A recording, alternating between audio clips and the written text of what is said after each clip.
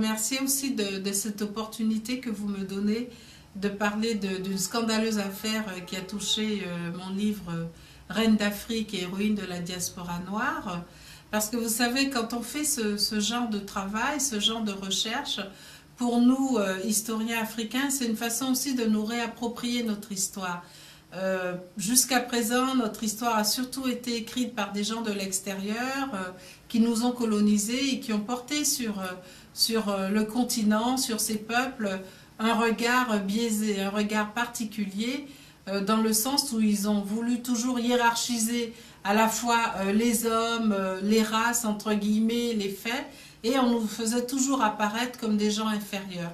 Donc nous, qui avons aujourd'hui les moyens d'aller dans les archives, de retrouver un certain nombre d'éléments et de reconstruire une histoire différente de celle de l'imagerie coloniale, je pense que ça doit gêner en quelque part des gens.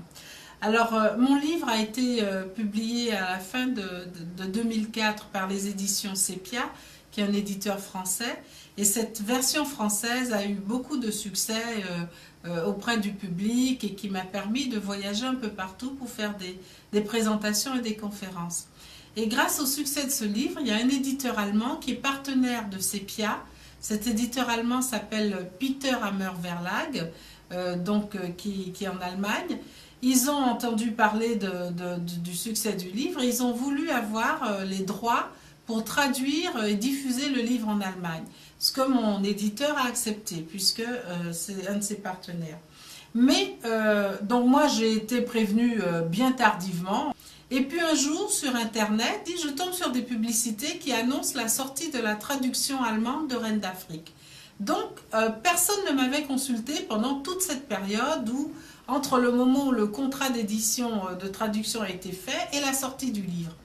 Et sur les publicités, le livre était censé sortir 15 jours après. Donc je découvre et dans 15 jours, mon livre sort en allemand.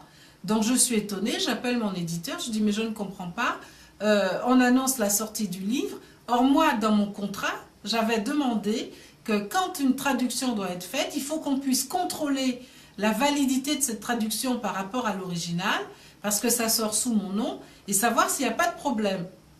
À ce moment-là, ils me répondent « Ah oui, je pensais qu'on vous avait informé, donc on va demander à l'éditeur allemand une copie. » Je reçois quelques jours plus tard une copie du manuscrit allemand, et c'était 3 jours avant la sortie prévue de ce manuscrit allemand. Donc moi, je ne comprends pas un mot d'allemand, je dis à mon éditeur, bon, je vais chercher quelqu'un, normalement c'était à lui de faire ce travail, mais je dis, je vais chercher quelqu'un qui me traduise ce livre pour voir s'il n'y a pas de problème dans la traduction. Donc je me mets à chercher, mais bon, ce n'est pas très facile, hein, surtout que les cabinets de traduction me demandaient 10 000 € pour faire ça, je ne pouvais pas payer ça, donc il fallait que je trouve quelqu'un de fiable et de compétent, et qu'on me présente une dame qui est allemande, bilingue, professeure d'allemand en France, elle vit en France depuis de très nombreuses années, et qui accepte de me prendre ce manuscrit pour l'étudier.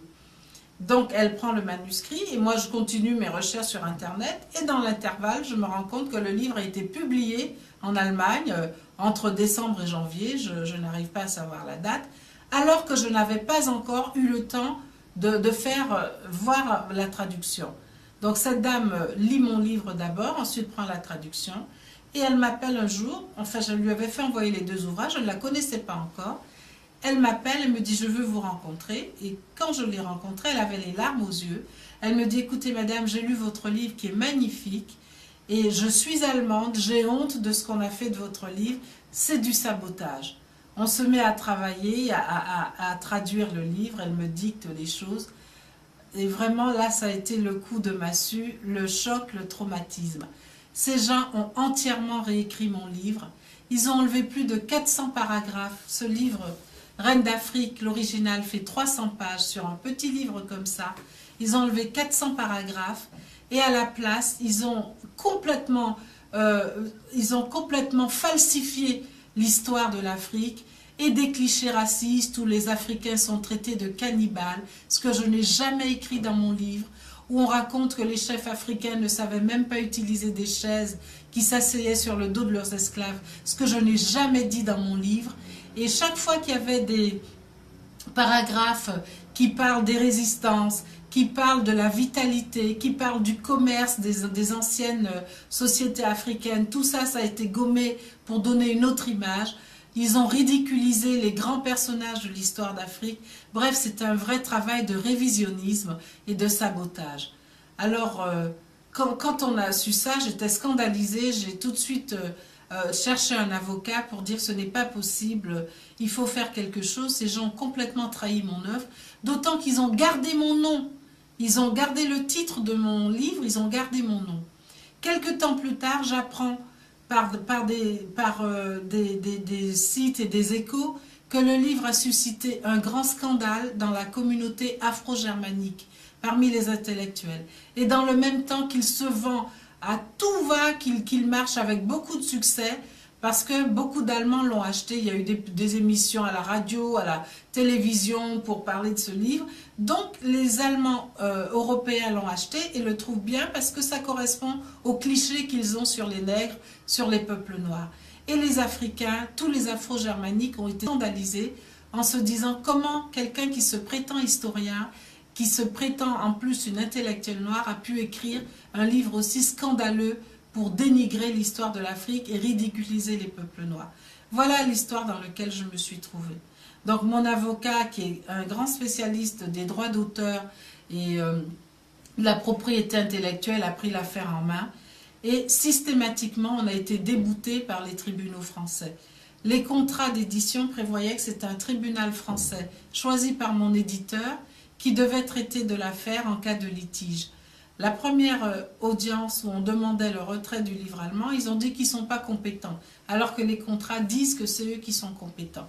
Ils ont reconnu qu'il y avait effectivement un problème de contrefaçon, hein, puisque l'ouvrage n'était pas le même, mais ils ne sont pas compétents. Mon avocat est allé sur le fond, toujours au même tribunal de Créteil, qui n'ont même pas abordé la question qu'on leur posait, c'est-à-dire la contrefaçon et la responsabilité de mon éditeur. Ils m'ont débouté. Ensuite, on est allé en appel à la Cour d'appel de Paris. Le jour de l'audience, le président du tribunal regarde quelques textes de mon livre parce qu'on avait fait une comparaison entre ce que j'ai écrit et voilà ce que disaient les Allemands. Il dit mais ce n'est pas du tout la même chose, qu'il y a des distorsions, des contrefaçons. Et curieusement, dans le jugement qu'on reçoit, il n'y a aucune mention de ça. Ils occultent totalement la question de contrefaçon. Ils disent, puisque c'est l'histoire de l'Afrique, ça n'a pas d'importance qu'on écrit n'importe quoi. Et ils ont créé une jurisprudence discriminatoire pour dire que deux éditeurs, l'éditeur français et l'éditeur allemand, ne sont pas responsables, qu'ils pouvaient faire ce qu'ils voulaient. Alors que la loi française et la loi européenne protègent les auteurs en disant qu'on n'a pas le droit de changer un texte sans l'accord de l'auteur. Là, moi, je suis une auteure noire. Bon, ça n'a pas d'importance, donc ils peuvent faire ce qu'ils veulent avec notre travail. Voilà le combat que je mène aujourd'hui et qui m'a épuisée, qui m'a vraiment ruinée. Et je ne comprends pas que dans ce pays qui se prétend le pays des droits de l'homme, hein, qu'on puisse aujourd'hui prendre le travail de quelqu'un, d'un historien, d'un intellectuel, complètement le saboter, le piétiner, écrire n'importe quoi et trouver que c'est normal. Alors que ça aurait été un auteur européen, français, blanc, on aurait enlevé 3 mots, ça aurait suscité un tollé parmi tout le monde intellectuel ici. Je vous dis, aucun journal, aucun média français n'a accepté de parler de cette histoire. Seulement une journaliste pour un site internet a mené une enquête. Elle a été scandalisée de ce qu'elle a découvert.